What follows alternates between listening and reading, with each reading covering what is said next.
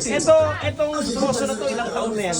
Mga 10 years na rin po, matagal na rin. 10 years na. Oo, ito kinakalawa mo na. Siguro, made in ano yan? Made in ano yan? Italy. Italy, yan.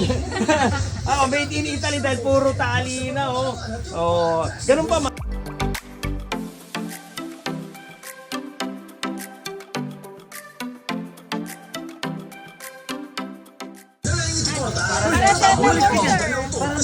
Para sa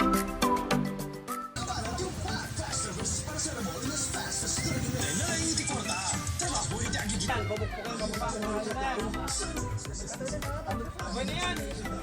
Pagkatinin na natin.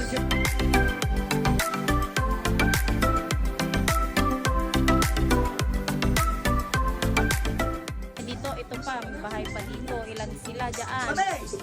Anim. Anim.